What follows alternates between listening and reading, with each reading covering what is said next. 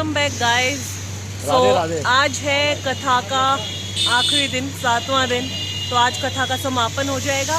कल फिर भंडारा है और कलश उठाए जाएंगे और शाम को है खाटू श्याम जी का कीर्तन। तो आप सबको जिसकी भी भगवान में श्रद्धा हो या ना हो, जिसके पास भी टाइम हो, वो अग्रवाल भवन प्रशांत विहार में आ सकते हैं और खाटू श्याम कीर्तन का आनंद ले सकते हैं। अभी आज आखिरी दिन की जो कथा है वो हम अभी आपको अंदर चल के सुनाते हैं। आज 7वां दिन, ठीक है? तो अंदर चल के मिलते हैं आपसे। राधे राधे राधे राधे।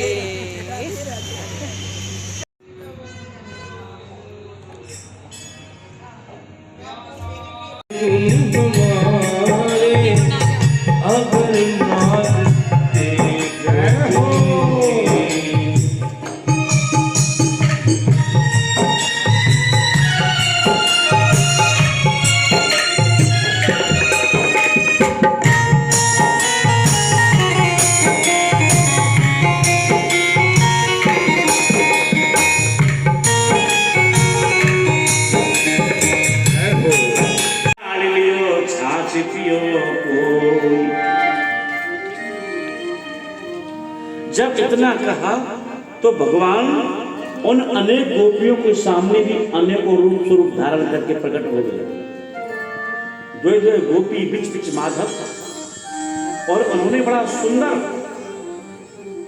उन गोपियों के संग में रास किया। तो रास करते करते करते करते गोपियों के मन में ये अभिमान हो गया कि देखो, हमने भगवान को पुकारा और हमारा कितना बढ़िया स्वागत किया है, और स्वागत करने के बाद में भी कितने स्वरूप से हमारे संग में रास लीला कर रहे हैं। हमारे बगैर तो भगवान का भी काम नहीं चलता। आपने कितने कर ली विवाह, किसी ने निमंत्रण दिया? सुदामा, बात वो नहीं। देखो, हमारे विवाह किस तरीके से हुए वो हम जानते हैं। 5 बजे तक कोई विवाह की बात नहीं और 7 बजे घर में बहू आ गई। पर आप मुझे ये बताइए कि हमारी भाभी ने क्या भेजा?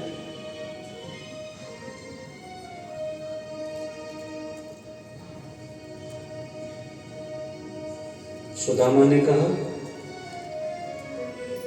अच्छा मुझे ये बताओ, देखो हम जब गोकुल में पढ़ते थे तो हम वन में गए थे लकड़ी लेने के लिए, और बड़ी जोर से बारिश होने लगी। हमारी गुरु माता आई हमको ढूंढती ढूंढती हैं, तो उन्होंने ये कहा था कि देखो सुदामा कितना विद्वान है, इन्होंने थोड़े समय में ही सारे वेदों का अध्ययन कर लिया। बीच में किसने रोक दिया?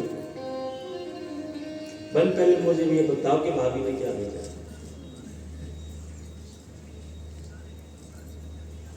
सुदामा बोले, देखो बार बार उसी बात को लाता, ये बोलता ही नहीं। फिर उन्होंने कहा कि देखो तुम नहीं मानते हो ना, तो मैं आपकी सारी बातें कह दूंगा। बन क्या?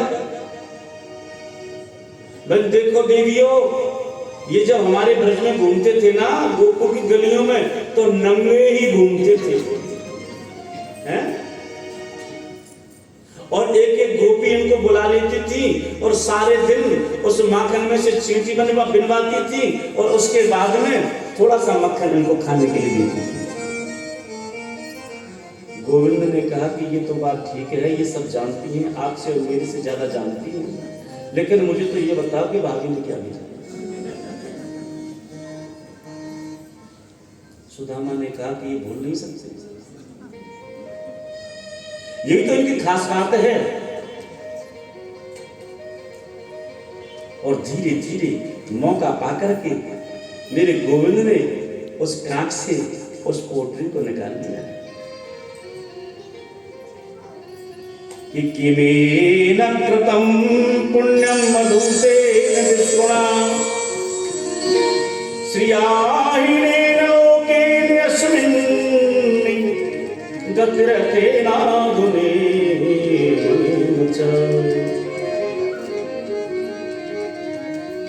धूप दीप से उनका पूजन किया, स्वागत किया, और सुदामा की कांख से जो चावल लिए थे उसमें से मेरे गोविंद ने एक मुट्ठी भर के खाया और कहा कि स्वर्ग का जो ऐश्वर्य होता है आज मैं वो सुदामा को देता हूं। और दूसरी मुट्ठी चावलों की ली और फक्का मार के खाया। पृथ्वी का एक छत्र सम्राट होने का जो सुख प्राप्त होता है मैं आज वो सुदामा को देता हूं। और तीसरा हाथ जैसे ही उसमें से लेकर के खाना चाहा तो रुक्मिणी ने आकर के पकड़ लिया और बोले कच्चे हैं, कच्चे चावल नहीं खाते, पेट में दर्द हो जाएगा, छोड़ो। सुदामा बोले मैं यही तो कहना चाहता हूं देवी, ये तो माने ही ना है, कच्चे चावल कहीं खाए जाए क्या हैं? कितनी विचित्र परम पवित्र कथा सुखदेव जी राय परीक्षित को सुना रहे हैं। बड़े ध्यान मग्न होकर के परीक्षित कथा सुनते जा रहे हैं। कुछ वार्ताएं हुई, रुक्मिणी ने इशारे से बोल दिया कि सब कुछ ही देने के बाद में हमें कहां ले जाओगे? ब्राह्मण को तो भगवान ने भी इशारे में कह दिया कि ध्यान कर लो ना, कुंदनपुर से जो पत्र लेकर के आया था तुम्हारी शादी का वो भी तो ब्राह्मण था, है?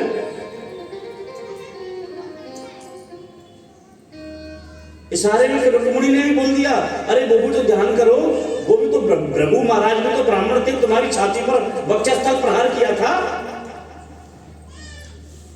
देवी आपस में वार्ता हो रही है। सुदामा ने बोल दिया कि भैया देखो अब बहुत दिन हो गए, अब मुझे चलना चाहिए। लेकिन सुखदेव महाराज कहते हैं कि परीक्षित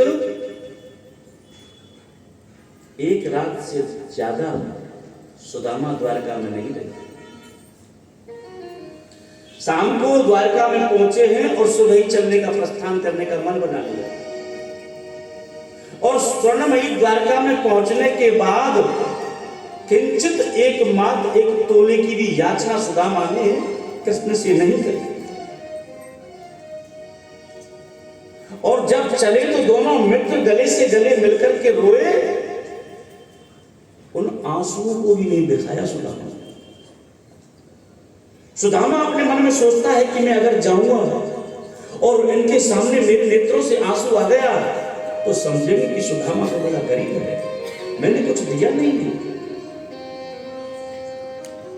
इसलिए सुदामा वहां से विदा होकर के जा रहे हैं और धीरे धीरे धीरे धीरे कि पत्रम पुष्पम फलम तोयम यो मे भक्त्या प्रयच्छति। प्रेम से जब कोई भी जीव मुझे कुछ समर्पण करता है मैं उसे बहुत मान करके और स्वीकार करता हूं।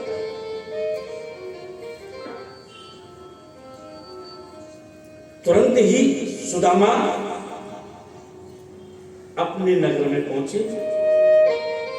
इतना पवित्र ब्राह्मण, इतना निर्मल संत, और लोगों के मन में उसके प्रति क्या क्या विचार आते हैं। सुदामा जैसे ही निकले अपने महलों के पास पहुंच रहे हैं और कहते हैं कि सुदामा मंदिर देखे डरे कि या तो हती मेरी टूटी सी झुपड़िया और कंचन महल खड़े, सुदामा मंदिर देखे डरे। सुदामा के मन में चिंता हो रही है कि मेरी टूटी सी झोंपड़ी थी, अब यहां महल हो गए, मेरी झोंपड़ी कहां गई, मेरी पत्नी कहां गई। और जैसे ही अंदर को नजर गई तो सुशीला जी के साथ में तो अनंत सखियां, अनंत उनकी दासियां हैं। और सुदामा की नजर जब सुशीला पर पड़ी तो सुशीला तब तक तो थोड़ा सा तंदुरुस्त हो गई, और कहा कि देवी ये सब प्रभु की कृपा है। सुशीला ने जाकर के सुदामा के चरणों प्रणाम किया और आओ, मेरा गोविंद ये कहता चाहता है कि जो भजे भजू मैं बागू और हूं दासन को दास। जो जीव मुझको बजता है उसके बदले में जहां कोई निष्कामता आ जाती है उसके बदले में मैं उसे इतना देता हूं उसे मांगने की जरूरत नहीं पड़ती। लेकिन पहले मैं सोचता हूं कि पुत्र मांगने के लिए आया है तो पुत्र ले जा, बेटा मांगने के लिए आया तो बेटा ले जा, धन ले जा, संपत्ति ले जा, सुंदरता ले जा, यौवन ले जा, महल ले जा, बंगला ले जा, लेकिन मेरा किसी तरीके से पीछा तो छोड़ दे। और नितांत अवस्था जब जीव की हो जाती है, भजन करते करते करते करते करते करते तो मैं उसे वो देता हूं जो वो कभी सोचता ही नहीं है।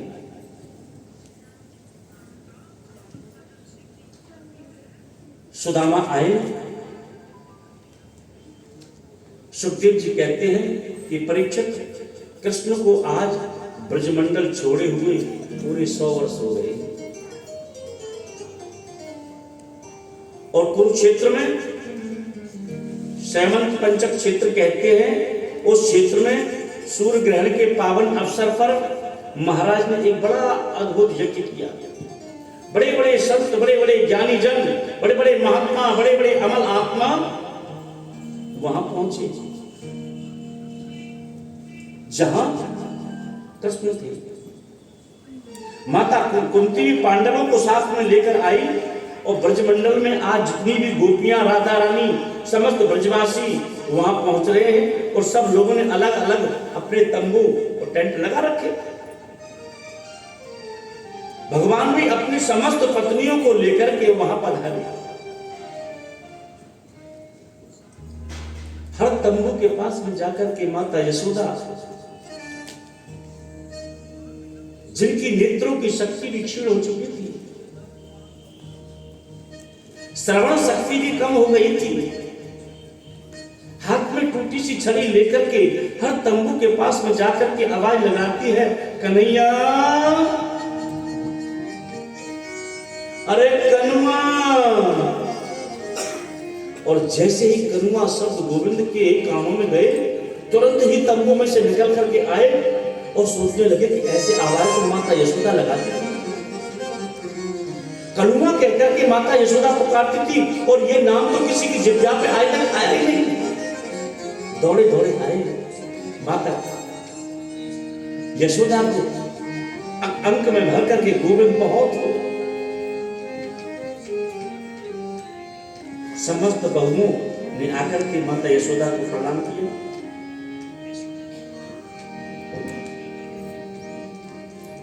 सबसे आशीर्वाद लिया। नाती पोते बहुत बड़े बड़े हो गए।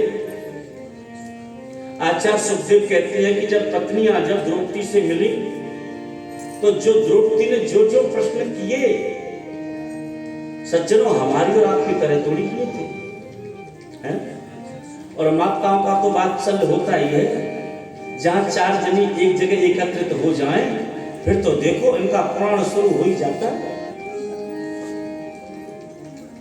लेकिन उनके चेहरे पर कोई सुंदरता नहीं जो होती है ना, वो क्या क्या, अब मैंने तो जीवन में कभी यूज किया नहीं, वो रगड़ रगड़ के चेहरे को बना लेते हैं बादाम रोगन और क्या क्या। तो ऐसी उनके चेहरे पर कोई सुंदरता नहीं है। और जीव के चेहरे पर जब भक्ति की सुंदरता आती है उसके सामने ये सब फीका लगता है। इसीलिए द्रौपदी ने पूछा, बताओ तुम्हारा विवाह कैसे हुआ? सब पत्नियां बारी बारी भगवान की पत्नियों से पूछ रही हैं, ऐसे हुआ जी, मेरा ऐसे हुआ, मुझे तो अंतःपुर में गई थी, मां कात्यायनी का पूजन करने गई थी। रुक्मिणी कहती है वहीं से मुझे रथ में बिठा करके ले आए। नागस्ती, लक्ष्मणा, मित्र वृंदा सबने अपनी अपनी कथाएं सुनाई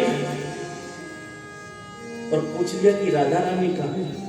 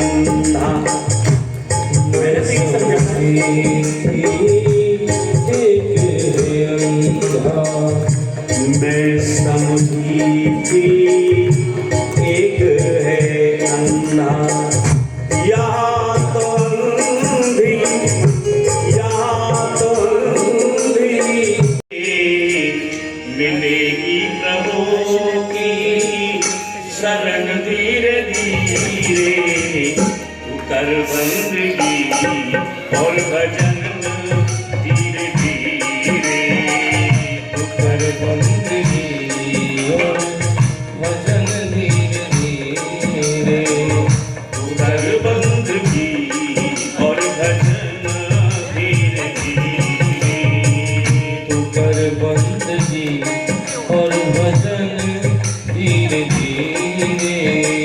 मिलेगी प्रभु की शरण धीरे धीरे, मिलेगी प्रभु की शरण धीरे धीरे, तू कर बंदगी और भजन धीरे धीरे, तू कर बंदगी और भजन धीरे धीरे।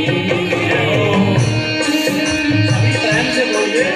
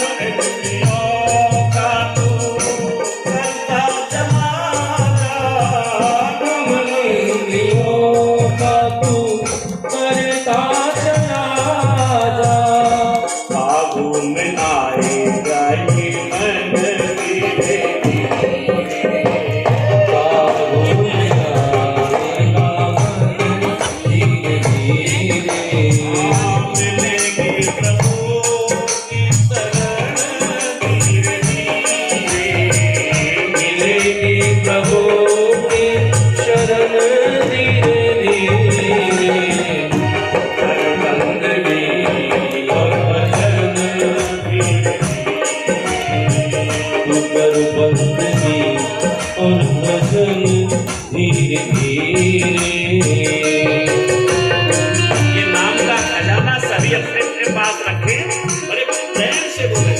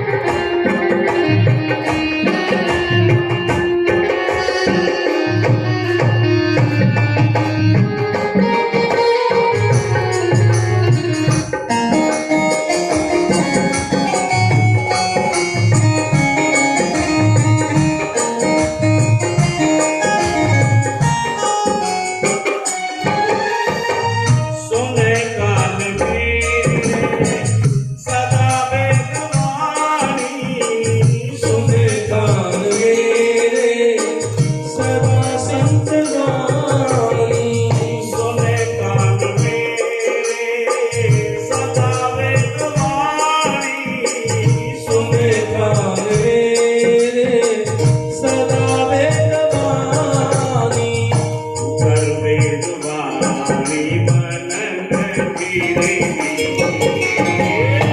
कर बेद मानी मनन मिलेगी प्रभु की शरण धीरे धीरे मिलेगी प्रभु के शरण धीरे धीरे कर बंदगी और भजन कर बंदगी और भजन धीरे धीरे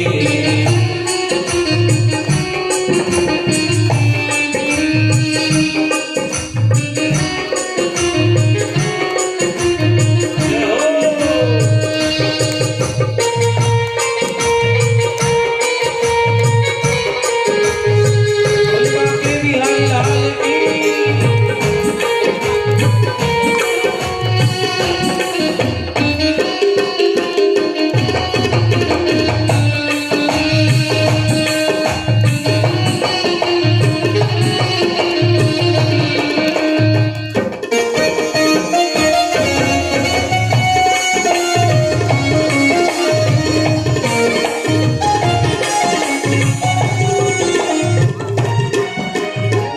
सफर अपना आसान करता चला जा सफर अपना आसान करता चला जा सफर अपना आसान करता चला जा सफर अपना आसान करता चला जा छूटेगा आवागमन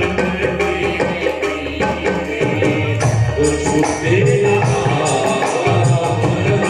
धीरे धीरे मिलेगी प्रभु की शरण धीरे धीरे मिलेगी प्रभु की शरण धीरे धीरे कर बंदगी और भजन धीरे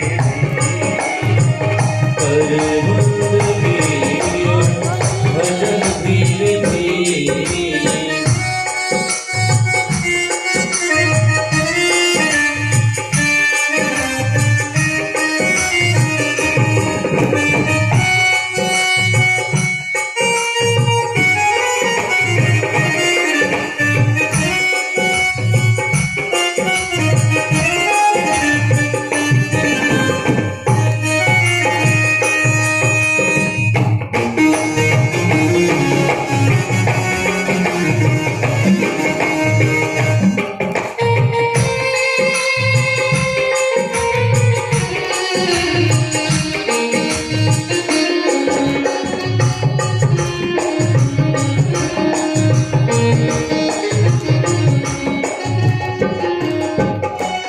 तू दुनिया में शोध करता चला जा तू दुनिया में